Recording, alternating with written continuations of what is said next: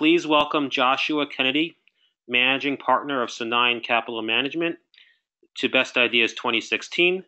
Without further ado, I'd like to turn it over to you, Joshua, for your remarks. Please go ahead. Thanks very much, Shai, and thanks for having me here. It's a little weird to do this on recording because when I've done it in the past, it's always been live, but I guess it feels a little strange that there's nobody out there, but I guess when this is ready to go, there will be somebody out there. Today, I am going to talk about Nintendo. This is a widely known and both loved and despised company for different reasons. But I think it's an exciting opportunity. So here we go. So this picture here is of a German mathematician named Carl Gustav Jakob Jacobi, who lived in the 1800s from 1804 to 1851, and he is famous somewhat for sort of creating the conception of the concept of inverting problems, which of course Charlie Munger has really popularized among the value investing community. And I think I bring that up today because I want to, that's basically the approach that I want to take with Nintendo.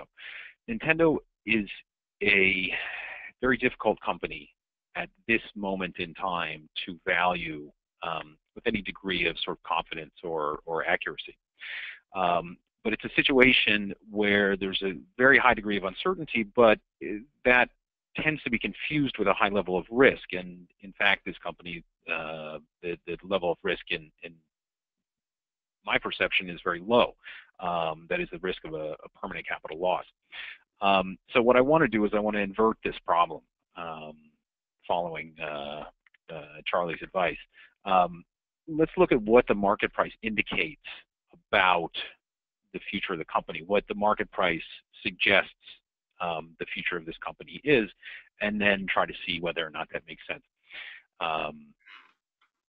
So Nintendo is a extraordinarily long-lived company. Its founding date is in 1889 as a playing card company, and just about everyone, I'm sure, is familiar with their products. The iconic home gaming entertainment system, the NES, the Nintendo Entertainment System, came out in 1986, and they've had a series of consoles since then. 1992 was Super NES, and then the Nintendo 64, and then the much maligned GameCube, and then of course the huge hit that they had with Nintendo Wii in 2006. And I've tried to sort of approximately, although not precisely, line up this long-term stock chart with the introduction of the Wii. Of course, that was that made Nintendo a huge home run. Stock went from about 7,000 to about 70,000. The Wii eventually was followed up by the Wii U, which was a big disappointment. Nintendo, this is not the whole story because they also have another product category in handheld games, the iconic Game Boy, and then subsequently the DS. The DS was more or less concurrent with the Wii, so they really had two big hit products at the same time that really drove that huge revaluation of the company. But they have really failed to extend the life with subsequent platforms, subsequent extensions of those platforms. It really failed to extend the popularity. It also creates another problem, which is they have two platforms: a home entertainment system and a mobile handheld entertainment system. They're really just two different platforms, so they have to make games for one and games for the other, and third-party game makers have to. So they don't. It's not like iPhone and iPad where the platform is unified. The other thing that I want to say about this long history of Nintendo is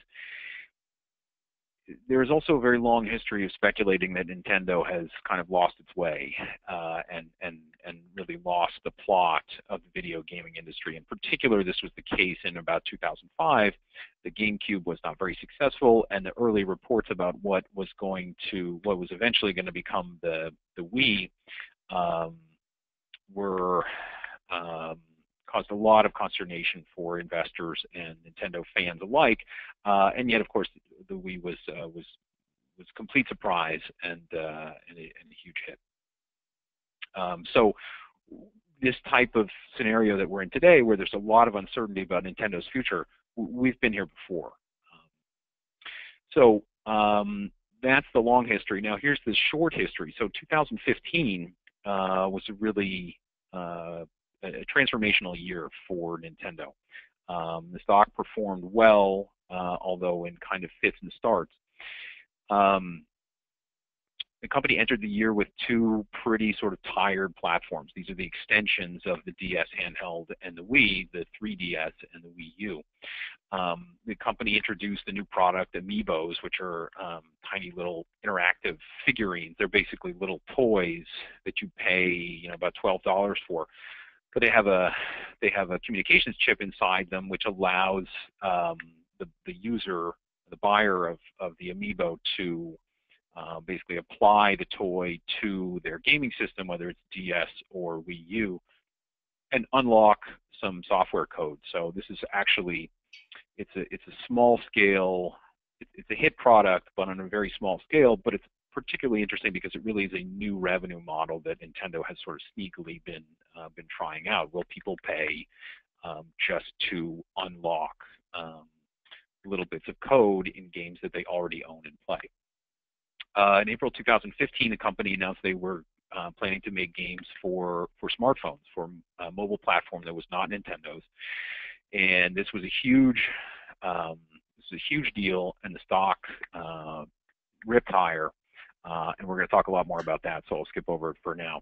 At the same time, they also announced a new hardware platform, the NX, or what is currently named the NX. We're not necessarily sure what the name is going to be.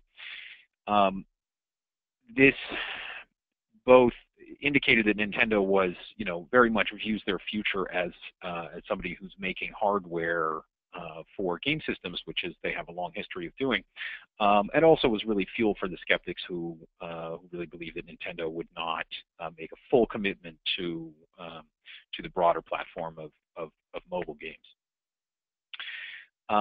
The company did something else, did a bunch of things that they had never done before. One was they agreed to license their IP, their characters, to Universal for theme park attractions. They created a first-person shooter game, which was a big hit, called Splatoon, which they hadn't done before. E3, which is the sort of Super Bowl of the video game announcement season, was a big disappointment. They really didn't have anything to show. And then in July, the company revealed really a tragedy. The longtime president, Satoru Iwata, who had been president of Nintendo since 1992 and really is a legend in the video game world, died from bile duct cancer. There was some understanding that he had been ill, but his death, still was really sudden and surprising. The company subsequently appointed a new CEO. There was a lot of speculation. The company has a pretty deep bench. They had two different, strong, young candidates, both of whom were promoted in a whole organizational shakeup, but neither one was actually given the top slot, and that went to a gentleman named Tatsumi Kimishita, who has an interesting resume. He was head of Nintendo USA. He was head of the Pokemon business. He was actually a banker before joining Nintendo, unlike these two other guys who are Nintendo lifers and have both been involved in game development. And then finally, in October, when everyone was waiting for them to announce what games they were going to develop for the mobile system, they laid a huge egg. They delayed the games that they were going to release from the end of 2015 to at the very earliest March 2016, and they announced their first game would be a kind of chat app called Miitomo, which is not really built on existing IP and was a big disappointment. So prior to announcing that they were going to do mobile in April, the stock was about 14,000 yen. 2 days later, after announcing that, the stock was at 18,000 yen and on its way to about 25 or 26 at the peak of the year. But by October, and in fact, all the way down to January 2016, to when we're talking right now, the stock has basically come all the way back down to the level at which it was trading prior to announcing that they were going to enter the mobile space at all. And mobile is really the story. There's a lot to talk about Nintendo, but our time is somewhat limited, and so I'm really going to focus on this story, which matters a lot. Mobile gaming, basically gaming on smartphones, will soon become bigger than all other kinds of video gaming combined. It should be sometime between now and 2020. It will pass that threshold. It will be a $50 billion, $55 billion market, and will continue to grow, presumably because the install base of smartphones will continue to grow. It's important because Nintendo said that they were never planning on doing this, that their business model and their self-described competitive advantage is developing hardware that then they have a competitive advantage in making the best software for. They've never made their games available for any other kind of hardware, so this was a big shock, and B, there's still a lot of skeptics who are critical of management have been critical of management about this issue for a long time, and basically say, look, the world is changing, but Nintendo's not changing fast enough. They say they're going to be mobile, but really there are a lot of investors who question their commitment, and I think the stock is a big kind of show me factor here about whether or not they can really capitalize on the opportunity in mobile. And mobile games tend to be casual games, and Nintendo has always been the leader in casual games. And so this transformation in the marketplace since the Wii was at its peak has really hurt Nintendo more than some other players like Activision or Electronic Arts, or guys who make very serious hardcore games, or Xbox or PS or Sony with the PlayStation 4, because it's really not competitive, but the casual gaming is really where it has carved out, where smartphones have carved out their market.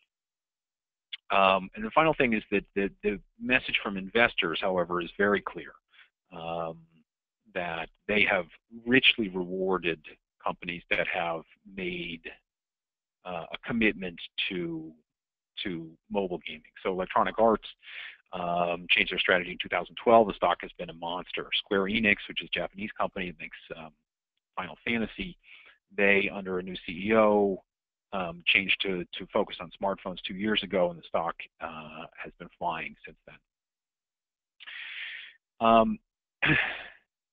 Now, Nintendo is not really, at this point in time, a particularly healthy company.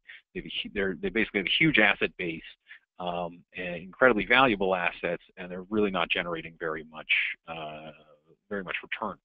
But I think it's worth understanding what a healthy video game company looks like, and I've tried to give a slight narrative about each of these companies. But EA and Activision are two giants with integrated strategies, pure game makers.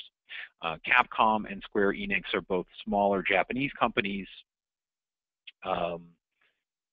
with long-standing IP, somewhat like Nintendo, although not nearly so valuable as Nintendo. Also pure game makers, although they each have kind of non-core hardware divisions, not for video gaming, but for things like slot machines and so forth. King Digital was recently acquired by Activision, but was a pure mobile game maker. This is the maker of Candy Crush. Ubisoft in order to have a European company in there, and then finally Nintendo. Now, Nintendo on a headline basis does not look particularly attractive from a value investor's perspective, but I think it's important to understand. I think I'll try to demonstrate why I think the stock is significantly undervalued, but sales are really depressed and earnings are really depressed. What I've highlighted in blue here is just that the approximate valuation measure that I'm going to try to use to demonstrate what a healthy video game company should look like in an industry that's growing and profitability is actually improving tends to be in this kind of 10 to 15 times EV/EBITDA range. Okay, so before we go on to the next stage, there are two things that I really want to highlight, and I want you to keep in mind as we go forward. This picture here is Link from Legend of Zelda, which of course is one of Nintendo's big franchises. So the first thing is, when it comes to making video games, Nintendo is not new to this. They are the greatest maker of video gaming entertainment in history. You want to talk about, whoever is the greatest of all time in whatever analogy you want to use, whether it's Buffett in investing, it's Serena Williams in tennis. Nintendo is that to video games. So how do we demonstrate this? The 25 best-selling games of all time, Nintendo has made 17 of them. And of the other 8, 7 of them are one or the other of the franchise from Call of Duty or Grand Theft Auto. If you look at the chart on the left, which is from Wikipedia, I mean, this description of how dominant Nintendo has been in making successful games, it comes in a couple different forms, but this is from Wikipedia, and here they have the 22 best-selling games of all time in terms of units, and 20 of them are Nintendo games. Now, part of that is because Nintendo has often had very good platforms for a long period of time, but the fact remains they have this enormous fan base and IP that's built up. And their IP is a huge asset. And by IP, I mean the characters and franchises that they have developed over time. Mario and Luigi, Legend of Zelda, Pokemon, Star Fox, and there are many more that they can build on. There are other companies, particularly Japanese companies that are straightforward examples. Sanrio, which owns Hello Kitty and basically is a single character company, and the character doesn't even really do anything except appear on T-shirts and greeting cards. That's a $2 billion company that sells for about 12 times EV/EBITDA. Namco Bandai, which is fundamentally a single character company that just makes toys. Their character is Gundam, the giant robot.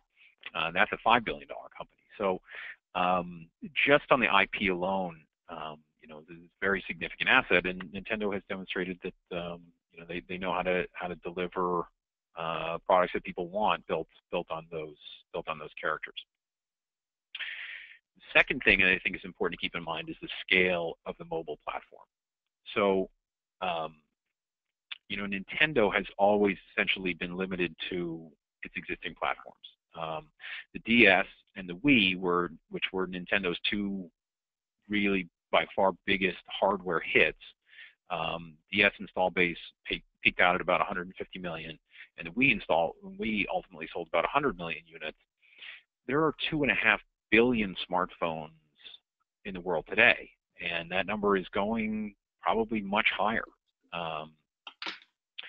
So simply using the absolute maximum point at which Nintendo's platform has expanded to in the past, it's still 1/10 of what smartphones are today, and smartphones are growing swiftly, at least if you believe this quote here from Ericsson. So two things to keep in mind before we sort of go into the numbers. Nintendo is a high uncertainty situation. It's very difficult to value, and so I'm going to go back to this issue of, well, let's look at what the market says and see if we think that makes any sense. So company sells after after a couple of broker downgrades last night, sells for about 15,000 yen. So what is Mr. Market thinking here when he's offering you his shares at this price? There's 142 million shares. Nintendo has quite substantial cash and investments on its balance sheet, and it has no debt. The cash is cash, and the investments are a mix of things, including their ownership in their mobile partner company, DeNA. Nintendo actually owns 15% of its own shares, so it is the largest shareholder in the company, having bought back shares at very low prices in recent years. And it has made assorted gaming investments, like its investment in Niantic Labs, which I'll talk about a little bit in a moment. But at any rate, they basically have more than half of their market cap in cash and investments. Consensus EBITDA numbers for the year ending March 2017 are 80 billion. That number has been coming down as the concerns about Nintendo's short-term earnings profile have sort of continued to proliferate. But at any rate, let's use that number because that's Mr. Market's number. So that's 565 yen in EBITDA per share. At a 14 times multiple, that's about 8,000 yen. At a 10 times multiple, that's about 5,600 yen. The value per share basically gets you somewhere in this 15,000 range. Is this fair? I mean, it's pretty straightforward how we get to this number. In my mind, this is basically what Mr. Market is saying. Cash and investments, fine. The two hardware platforms are very tired, but they're going to be replaced by this new console, which is going to result in sales growth because typically sales grow pretty aggressively when a new console is introduced because you sell a lot of new games, and so we'll have some sales growth off of this low base, but we're not going to grow the platform really at all. So we'll still be very, very limited in terms of units. Hardware platforms are shrinking overall because mobile is taking over gaming, and so let's give them multiple below their peers of their size, which Electronic Arts and Activision are approximately Nintendo size, and most importantly, ascribe it basically a zero value to mobile gaming. Stock at 15,000 yen today is not far from the level where it was trading before they announced they would be willing to make mobile games at all. So that is sort of a sense check on where we are in terms of ascribing value to Nintendo's opportunities in the mobile space. And essentially, there's so much uncertainty. I don't really think it makes sense to put numbers on what you think is going to happen next. What I do think is that we can look at the scale of the opportunity in mobile and come to my conclusion that I come to is that the market just cannot have this right. And so to describe this, basically I've sort of somewhat capriciously put Mr. Market's numbers here completely at zero, which is probably not exactly the case, but that's that's essentially what the market is telling you. And then I've put a conservative scenario and an optimistic scenario, and I'll explain why these inputs. But just to take you through it very simply, so there's 2.5 billion smartphone users in the world today. If they can capture 10%, so let's just go through the conservative scenario first. They can capture 10% of those users. That would be a monthly average user of 250 million. Now, is 10% a realistic number? Well, Candy Crush, which is a very sort of rudimentary game, but Candy Crush had 533 million users at the end of 2014. So that's over 20% of all smartphones, over 1 in 5 smartphones. So if you think that Nintendo is going to put out a lot of games, you just have to have one of those games on 1 in 10 smartphones. So I think that's pretty reasonable to get a monthly average user base of 250 million. Now, the way that mobile gaming works today is basically the free-to-pay model, which has become, at this point in time, pretty pretty widespread and pretty dominant is basically everybody plays for free, except for a small minority who decide that they are going to pay for essentially extra lines of code, extra things, extra, lives, extra weapons, whatever it is. So what percentage of paying users can you get? So for Nintendo, I've put in here 8%. Again, is that realistic? Well, Candy Crush actually had a very, very small portion of users paying, at only something like 2%. Puzzles and Dragons, which was sort of the Japanese version of Candy Crush, got about 10% of its users to pay. So at 8%, considering again that Nintendo is not going to be making simply puzzle games, but probably full-fledged games, let's take a number of 8%. I think that's conservative. Now, what do those users pay on a monthly basis? Average revenue per paying user. I chose 10% here. This, I think, is quite conservative. Candy Crush, when it was acquired by Activision, was doing $25 per month per paying user. Puzzles and Dragons has done as high as 5,000 yen, which is nearly $50 a month per paying user. Gung Ho, which makes Clash of Clans, does about $40 a month per paying user. So $10, I think, is pretty conservative. That's almost $2.5 billion in revenue. If you assume that can be done at a 35% operating profit margin, that's $840 million in EBITDA, which exceeds expectations for the company's EBITDA for the year ending March 2017. And it also assumes that that's only Nintendo capturing 5% of all of the mobile market. You put a 10 times multiple on that EBITDA, or some multiple between 10 and 15 times on that EBITDA. This starts to look like, about a $10 billion opportunity. That's the enterprise value of Nintendo today. The market cap is $18 billion, and the enterprise value is $10.5 billion. So, I think that the market at today's price is basically saying that there's no opportunity here, and I think my take is that in a fairly conservative scenario, the opportunity might actually be, worth the entire value of the company today. Now, I've put an optimistic scenario here, not simply for the sake of anchoring, but just to sort of say, actually conceive, this is a scenario that is maybe not entirely probable, but it's conceivable. If they go heavy with the IP, if we get a Mario-oriented game, for example, or even some series of Mario-oriented games, Mario Adventure game plus a Mario Kart game, or something like that. And the reality is, you can go through and you can say, look, don't forget, they're not making puzzle games. This is the greatest game maker of all time. They're using IP that's already established and that people understand very well, and as a result, advertising is going to be lower. Operating profit margins could really be much higher. If you consider that,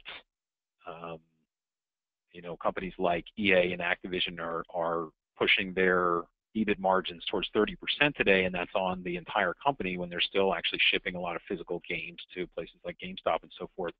It's perfectly reasonable to think that the digital component of your game business might do a 50% incremental operating margin. And so, what does that mean? That could be 10 billion or more in annual earnings, in annual EBITDA for a company whose enterprise value is 10 billion today. Again, this optimistic scenario, I'm not saying if I break this down into expected value and probability of each of these cases, I wouldn't ascribe a particularly high probability to this optimistic scenario, but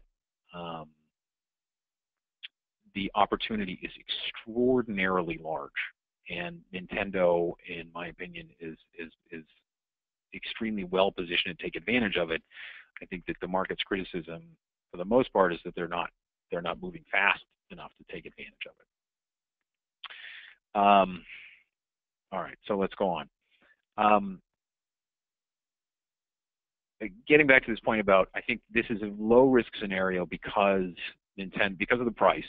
It's very low relative to the assets, the cash and investments that Nintendo has, more than half of its market cap, and the IP that it owns, which they have demonstrated an ability to monetize for decades now.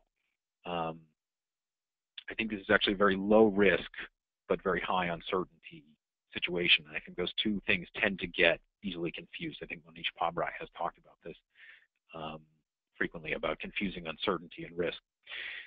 Here are a couple of things we know. We know that Nintendo has said that it's going to release 4 mobile games in the coming year, not including this Miitomo, the chat and kind of identity app that it has already announced.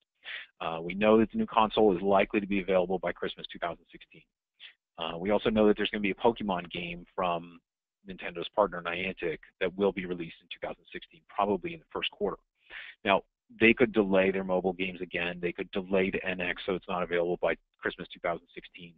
I think that those things would be bad for the stock price, but I also don't think that they would be particularly meaningful in the long term. Nintendo definitely has a history of working hard to get the games and the products right, as opposed to cutting corners in order to meet release times. And anyone who's ever invested in Nintendo also knows that while they do certain things extremely well, they do not necessarily hold the opinions of investors in particularly high regard when it comes to how they should actually run their business. But there's a ton of uncertainty. Here are a lot of things that we don't know. We don't know what the NX is going to be like. We don't know what it's going to do. We don't know what the controller is going to be like. We don't know what it's going to cost. We don't know what intellectual property is going to be used in Nintendo's mobile games. There's a big delta between using things like Zelda and Mario and trying to do a bunch of sort of secondary IP like Nintendogs or new stuff. We also don't know what the revenue model is going to be. We don't know what's going to be free to play. We don't know how Nintendo is going to charge for in-game purchases. We don't know if there's going to be upfront purchases for games. And we don't know what Nintendo's partner DeNA's role is going to be. And the point is ultimately that, I feel like the price in the market today is largely being set by a series of earnings estimates from sell-side analysts, and they're trying to do this with so much uncertainty, and yet, they don't have any choice. They can't step back and say, you know what, there's a lot we don't know. Let's just look at what the possibilities are.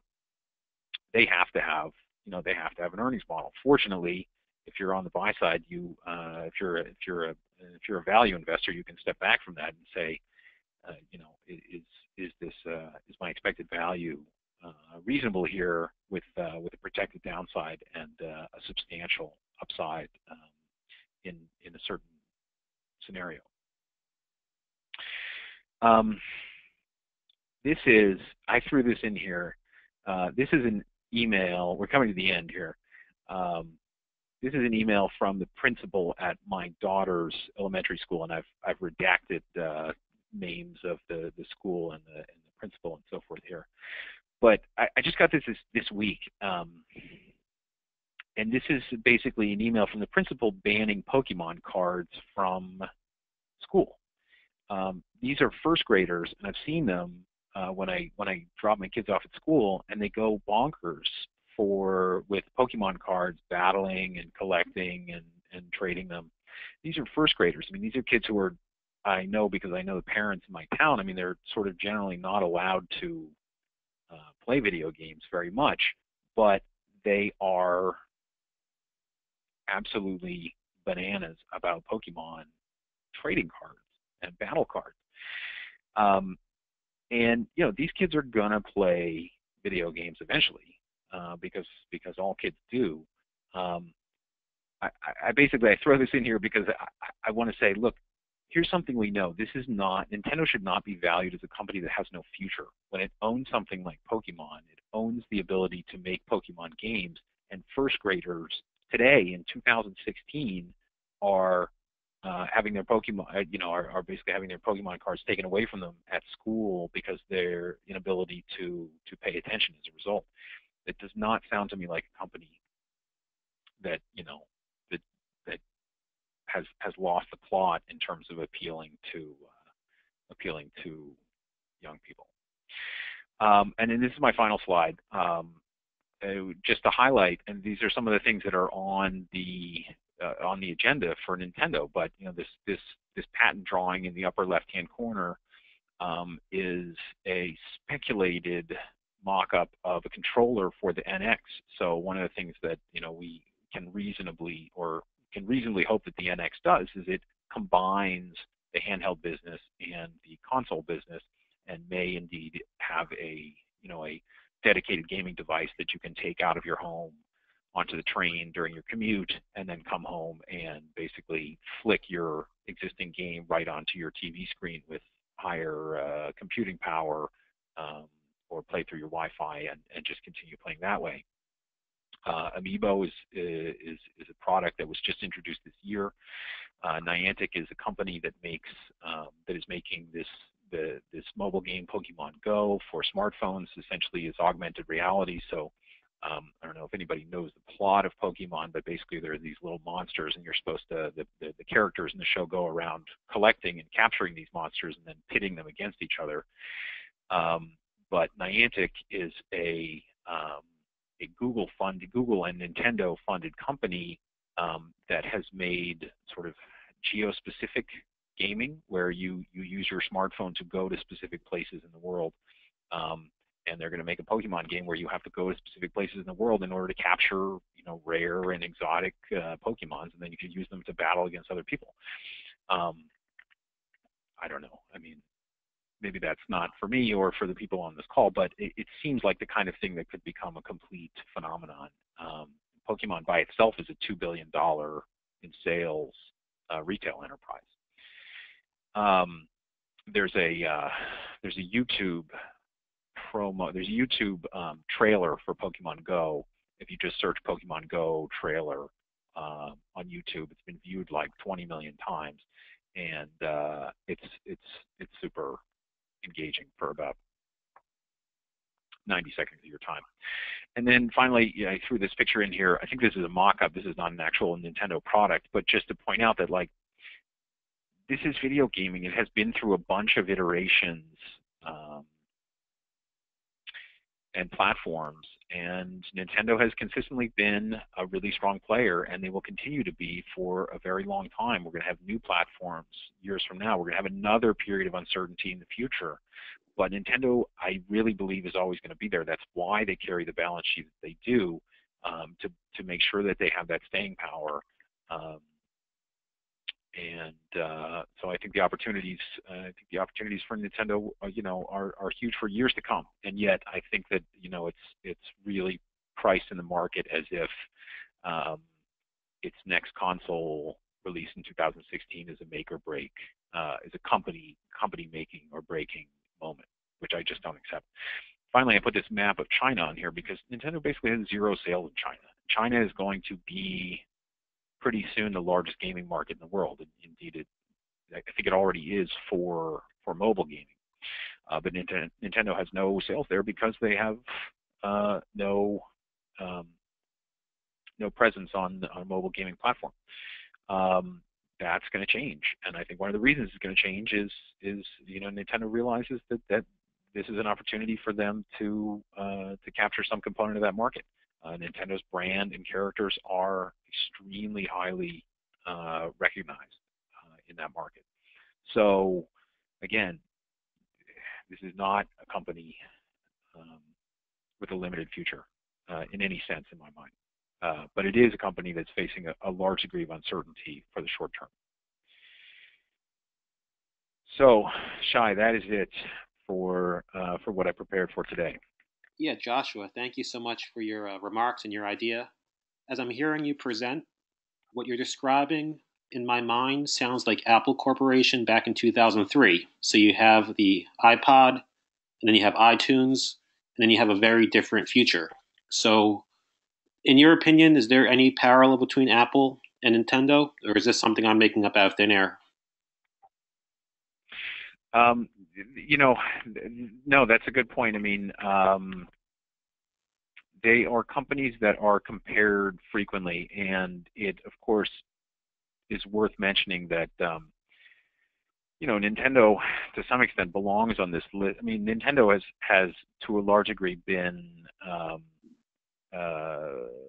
negatively affected by the emergence of Apple and the emergence of the iPhone.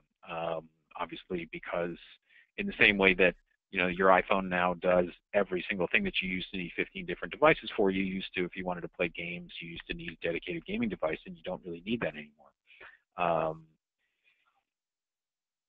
but in the sense that Nintendo is a similar company to Apple, or to Apple in one of its previous lives, in the sense that Nintendo is utterly dedicated to making high quality products for its customers. It has proven again and again to have been endlessly inventive in its ability to anticipate what what its customers want. It's had a couple of stumbles as well. I mean, it is not a company that has never missed, but it is a company that has, and it's one of the reasons they keep this fortress balance sheet, because they know there's you know there are going to be more pitches that they can take a swing at, and I think that to value this company with a short-term view, when the future for video gaming and video gaming related entertainment is so broad and unknowable, it just seems crazy to me. And when you describe risk versus uncertainty, could you please share with us what you define as true, legitimate risks, please? Well, so legitimate risk is from an investor's perspective, it's permanent capital loss, right? It's experiencing some kind of drawdown that really you can't recover from, regardless of a company can't recover from, regardless of its opportunity, regardless of its time horizon or opportunity to reinvest. In this case, what is the absolute downside from here at 15,000 yen for Nintendo? The company has really never sold. The company has historically, actually, there have been times when you could buy this company for the cash on its balance sheet. Today, that number is about 8,400, 8,500, and the stock price is about 15,000. So you got 55 to 60% of the market cap in net cash. The stock's really not going to go below that level. There's no reason to think historically that it would, unless the company was burning cash or made a series of value-destroying investments, which, considering that this is a company that just promoted a finance guy to CEO instead of two very well-qualified game-related candidates, I don't think that that's particularly likely. And then, the value of the IP, the value of Mario and Zelda and Pokemon is, I think by itself is worth a lot. So it's not worth anything if you can't monetize it. But, we have seen through Amiibo, obviously through games, but also through things like the Universal deal, and Nintendo has done other things this year that it hasn't done before, like it did a collaboration with Mercedes-Benz where it put a Mercedes-Benz SUV into Mario Kart, which is something that it had never done before. So the company is demonstrating that it's willing to look at new ways to monetize this IP. So if you got 8,500 in cash and the IP is worth X, at a bare minimum, I think that there's certainly a scenario where this stock could go down, but I just don't think it can go down very much from here. I think there are scenarios in which it could go up by a factor of 3 or 4 times from here. So that's what I say when I mean risk is, when I think about value investing, value investors tend to always think about the downside first and then either let the upside take care of itself, or sometimes a little bit more aggressive investors will say, well, I have to have some kind of engine that will drive the company forward, that will create value over time. And I think Nintendo has both of those things. I think it has a very well protected downside, and it certainly has an earnings engine. We're just not in a very good position from a time perspective to understand exactly how that earnings engine is going to be deployed. And Joshua, do you have your contact information available somewhere on your website, perhaps? So thank you so much for thank you for sharing your presentation, sharing your answers. Joshua is available to answer questions privately. His email is on the screen, and we very much are grateful for your time and your insights, and hope to hear from you in the future. Thank you so much, Joshua. Shai, thanks very much, and thanks to everyone for taking the time and for being part of this meeting.